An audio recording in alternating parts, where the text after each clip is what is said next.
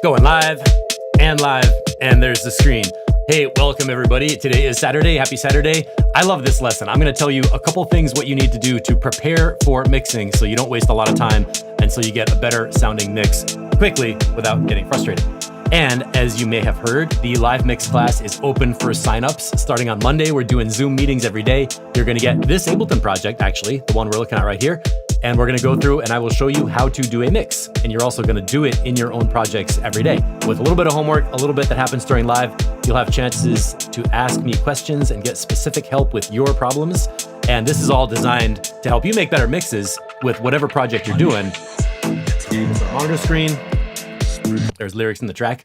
The point of this whole thing is to give you a simple mix down recipe that you can use in your own music, no matter what genre you produce, no matter what style it is. And this is stuff that's going to last you the rest of your life. It's real audio engineering designed in Ableton Live, and it helps you make tight, solid mixes with electronic music with a heavy bass, nice wide stereo field, crisp on top, super buttery, and ready for mastering. So it's not a mastering class, and you'll hear more about that in a minute. What else did I want to say when we get started? Oh,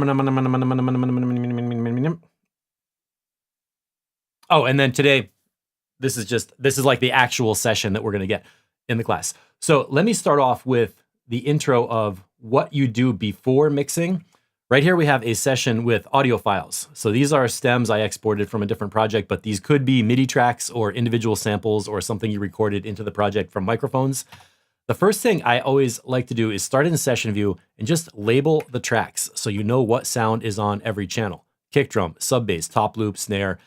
This saves you so much time, and believe me, it is really difficult to mix when you get a project that's like 50 files that are all untitled and you don't know what's on each one and you're trying to mix it. Or if it's your own music and you did some sound design jam in your creative phase and everything's all disorganized and all over the place, you didn't label the tracks, and then you open it up again. Believe it or not, it can be really hard to figure out what sound is on every channel.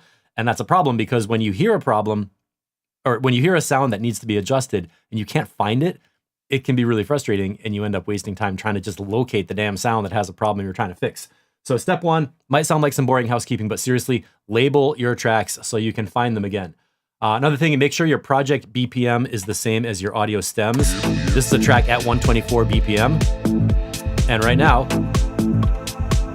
when I turn on the metronome, it's in sync with the music. That's important because the next step I did was I dropped some markers in the timeline, in the arrangement, so I can find the different song sections. And when I want to mix a part with, let's say, all the drums, I can make a loop right here. And in my mix session, I'm ready to loop that part of the drop. Or if I want to practice mixing on that drum break, I can find the drum break. And it doesn't happen very often, so it's really helpful to be able to find that drum break. So markers in the timeline. You need to know the BPM if you want your markers to line up with your song sections. Again, this is just housekeeping and mix prep. And if you're mixing a track you produced, you probably already have the markers in there from when you made the track. So that's another little clue. We named the tracks. I like to color code the sounds. By the way, say hi when you get here in the chat if you have any questions. I like to color code my sounds in a way that shows me what is on each track. So for my deep sub bass sounds, I'll go with like a dark blue or purple. All the drums, which I have all labeled in order. Doesn't really matter what color you choose, just something that you can look at the channel, look at the track, and you understand what sound is on that one. Here we have instruments going over to the synth. I'll just make these yellow. That's a vocal track. I'll make that a dark red. And then a black one is my reference mix. And before we get to that, another little housekeeping thing. Check that your audio inputs are set to no input. Ta-da-da-da-da. You can see that every track has an input converting on 1 and 2. That means this microphone is getting converted from analog to digital on every track. 20 different tracks. The computer's doing 20 different times it's doing processing. You don't need to do all that. That's a waste of processor power. And if you have a really big session, that can make the difference between smooth playback or glitchy playback.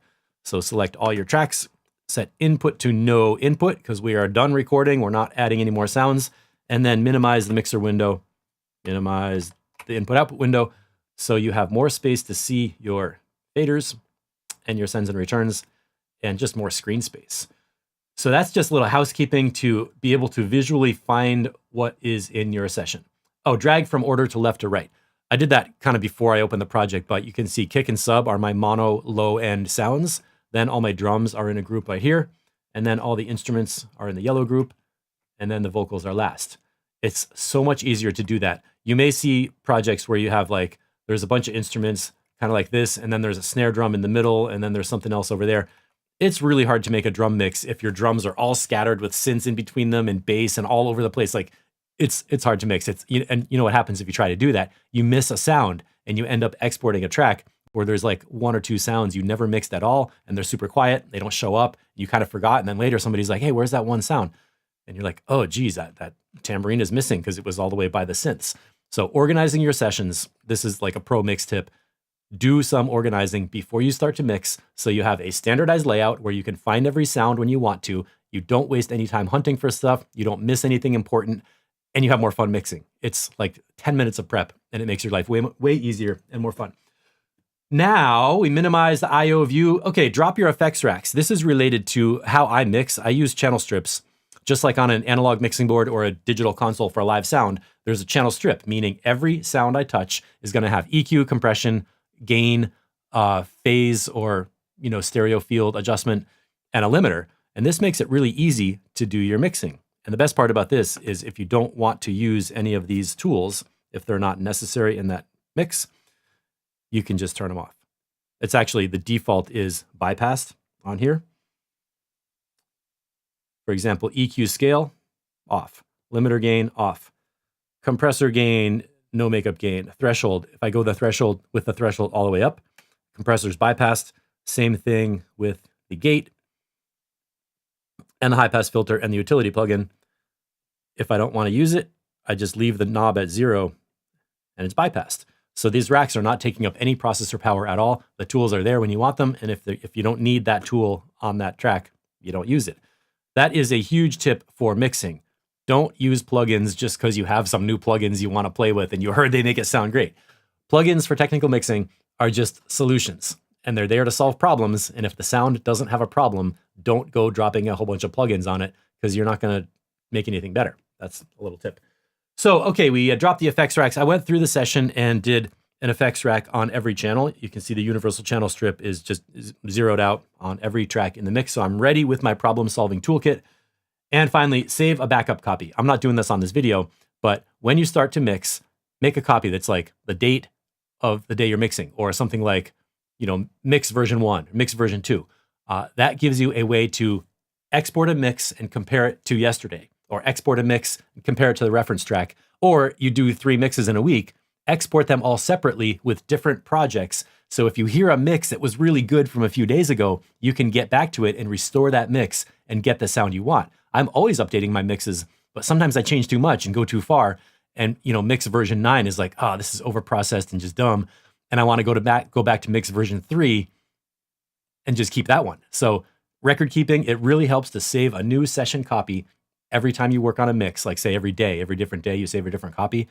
And that will save you from recording over something important and losing it, or just losing your work. You don't want to lose your work. It's annoying. That's a problem. So let's go over to the arrangement.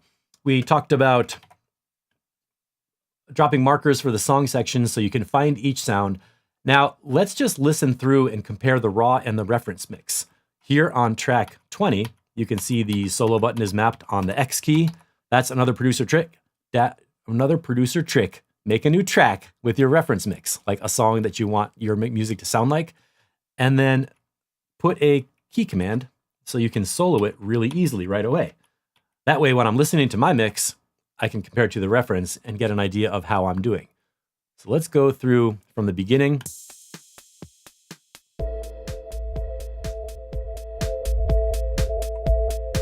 This is the raw mix. Nothing on any channel, the raw sounds. And now get ready, I'm gonna hit the X key and go to the reference. 1, 2, 3, 4. Better get over to it. So you're hearing track 20 right now. It sounds like music. I can hear the kick drum, the synths, the pads, the beats, and the raw mix.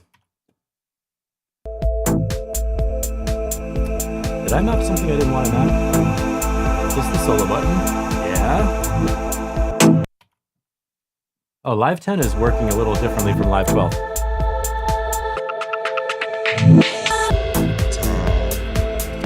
And now the next step is just to listen through the whole track and make sure you understand what's happening in the music. So if this is a track you produced, you can skip that step because you already know it intimately from listening to it. If you're mixing music for someone else and you haven't heard the whole song yet, be smart. Listen to the whole entire song so you know where is the loudest part of the track. These are the questions you want to answer before you start mixing.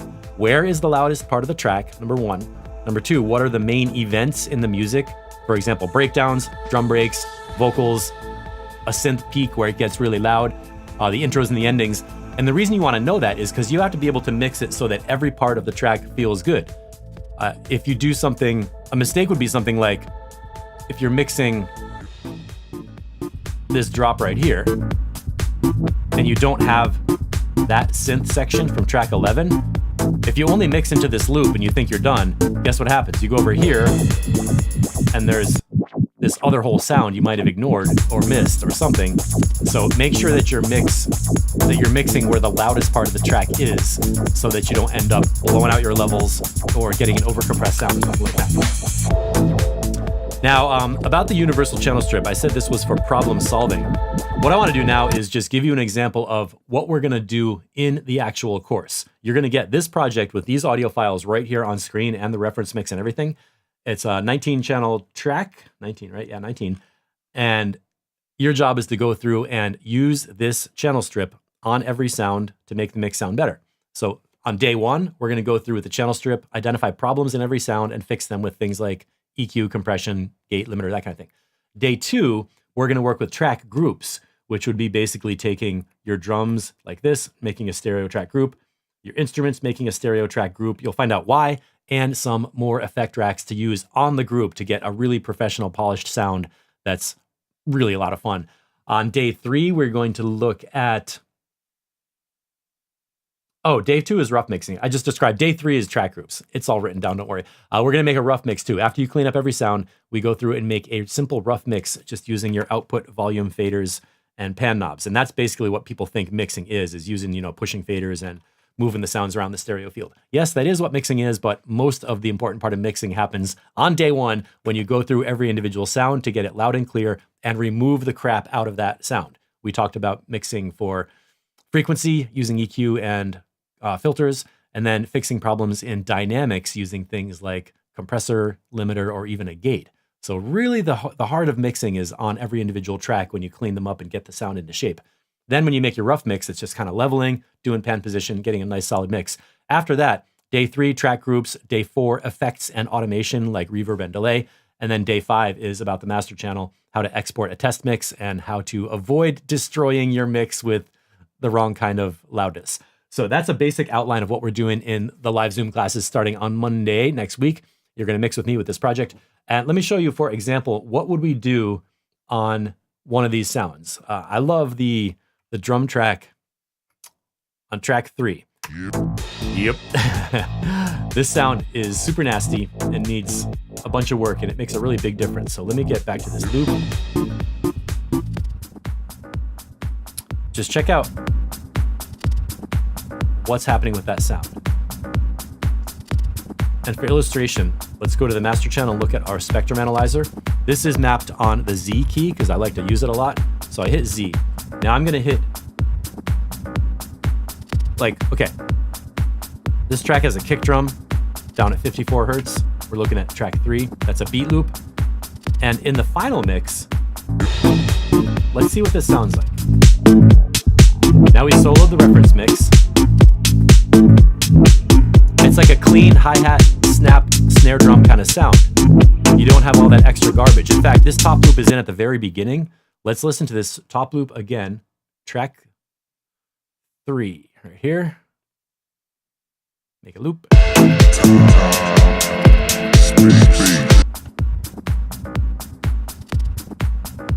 D-Influence 30, how can I get the rack? You can click into the link and look at my Gumroad. There's an info pack where you can download the free resources for this live mix class. And the link is, I pinned the link on the top too. That goes to the live mix class, but it's the same Gumroad. So track 3 has a bunch of nasty low frequency in there, a bunch of reverb, and I don't get the really sense of like the hi-hat being nice and snappy and clear. So a couple problems I want to clean up in there. Let's start with the frequency problem. This has too much low frequency. Nice little mix tip that I love about this rack is the EQ8 has a spectrum analyzer in it. So what I just did was I took the EQ scale up to 100% to turn on the rack, and I double click in the frequency window so I can use this spectrum analyzer as I'm controlling other things in the rack. Now I grab knob 3 for the high pass filter. I'm gonna roll it all the way up and ask the question, how much can I cut out from these low frequencies and still have a usable hi-hat? That's really high up at 5K, that's too high. Around 3K, I hear the hi-hat, but not really the snare. Down around 500, I hear the hi-hat that I want. I hear the snare that I want. Let's go a little lower and see if we can get more. Down around 200. That's interesting. I get more of like the click and the meat on that sound. So let's be gentle on this one. Go to 230 hertz. We're cutting out extra low frequencies that we don't want. Now this is gonna be fun. I wanna dry up this sound using a gate to cut out some of that reverb and crap in between. I'm gonna turn up my broadcast level so you can really hear this. Now listen to what happens on knob 4 when I kick in the gate and roll it down to open up where the hi-hat comes through.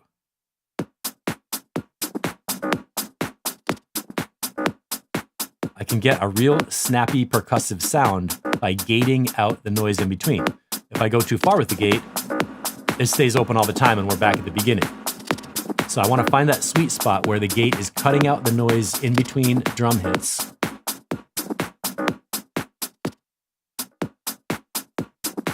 And making a real nice snappy sound.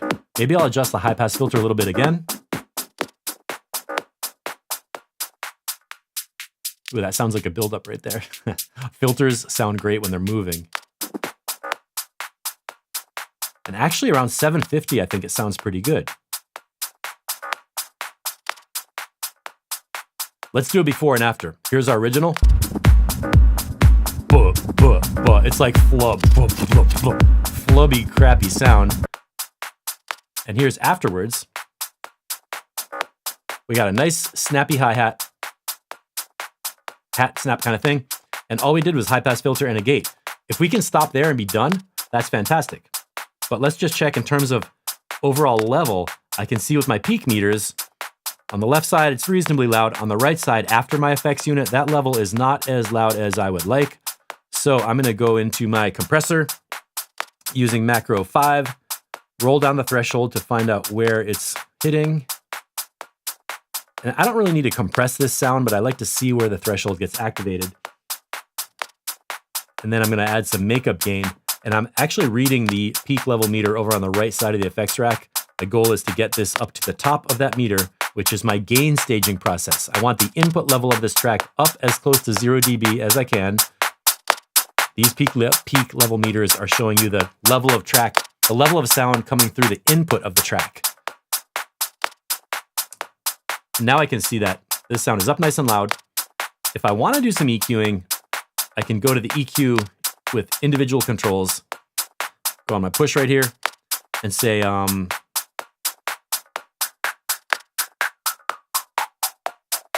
a little frequency sweep. Sounds a little bit nasal around 800. Maybe I'll dip that out. Do I want that in the track? No, I do not. So I'll just do one EQ cut before you boost. And there we go. Before we had this. I mean, that's a cool drum loop you could use to make like a rumble techno track or something. But we chopped it all down and ended up with this. Now let's go back to our main mix. Turn my broadcast volume down before I unsolo. And we are back to here. Wonder if I can hear the difference before and after. Piece 4.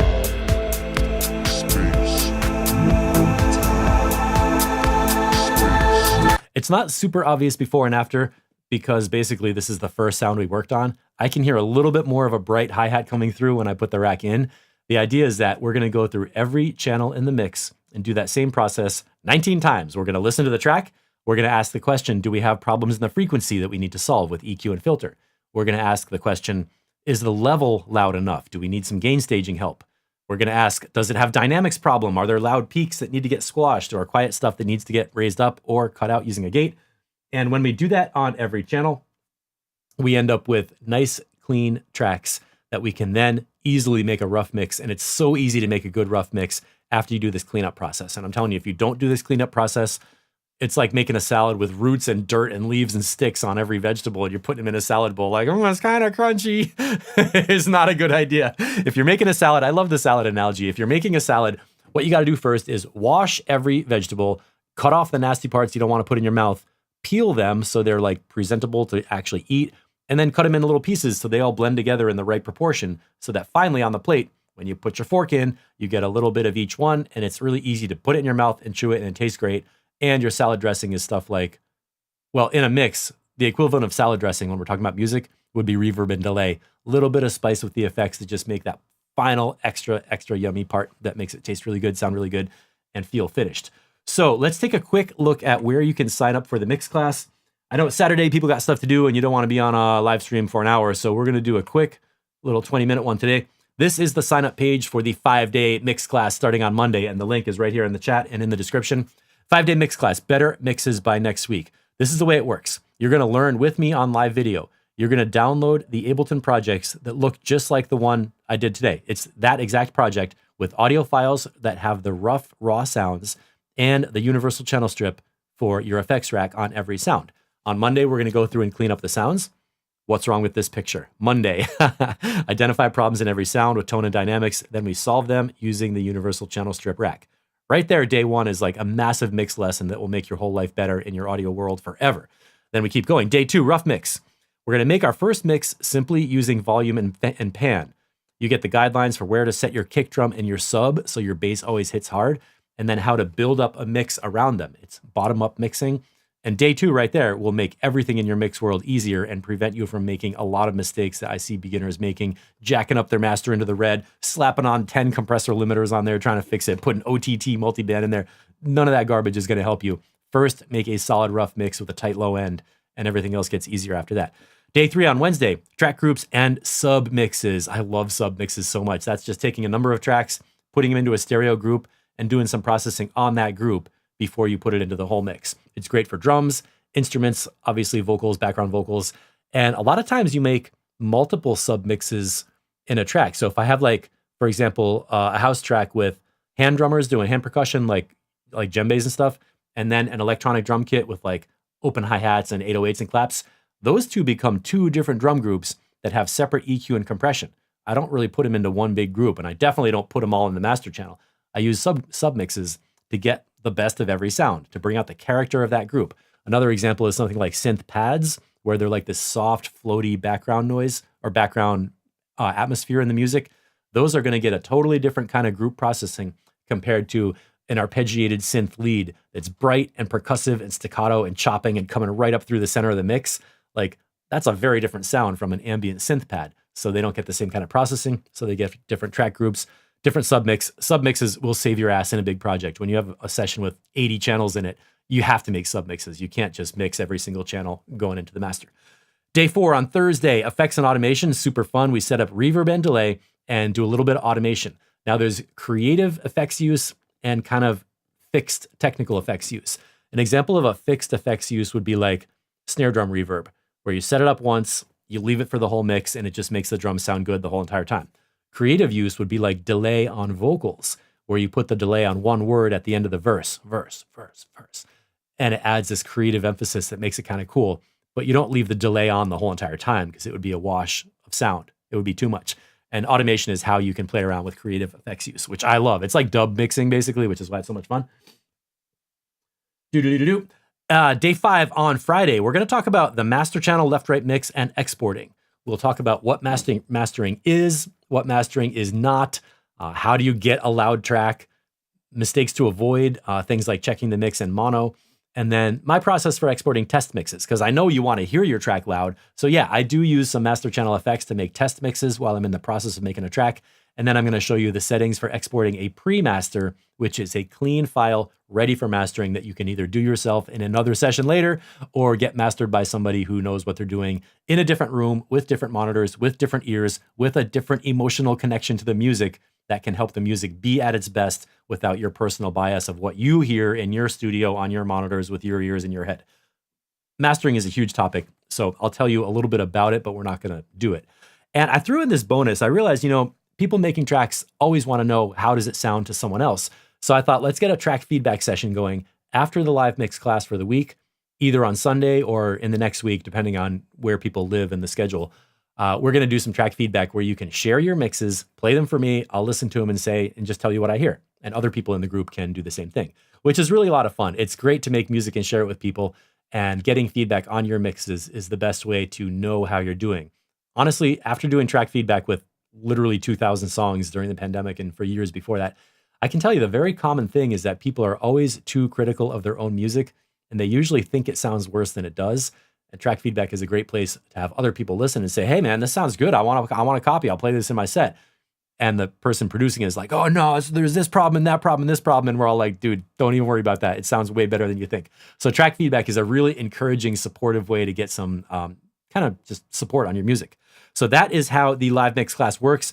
You can sign up now and join us. Here's what's included. If you look on the right side, you get 5 Zoom meetings. Those are usually $50 a session, but this is a different price structure. 2 sessions a day. We have people in Europe and in the US. So I thought, hey, I'll do a 12 o'clock noon for the US. No, actually 12 noon and 7 p.m. Wherever you live, that one of those time slots will work for most people. For audio files, you're going to get an Ableton project with the channels and everything you saw in this stream, as well as separate audio files. So if you happen to be mixing in Logic or something, or if you have like live version 8 or version 9, you can take the audio files, do this class, and learn how to mix in your program, and it's still going to work. This one works for live 10 and up. 6 Ableton projects, that means before and after files. The raw session is like what you saw on the video today, but every day there's a new file where you can open it up and be like, wow, the effects are done. Now we learn the next step. Wow, the track groups are done. Now we learn the effects. And by the end, you'll have your own mix made that you can compare to my tracks and see how you're doing. So it's kind of like a self-correcting process. Then daily homework, that just means you come to the live stream, I show you what to do, and then you take time and do it on your own, which is the fun part. Track feedback, just talked about that. System requirements, live 10 standard or newer.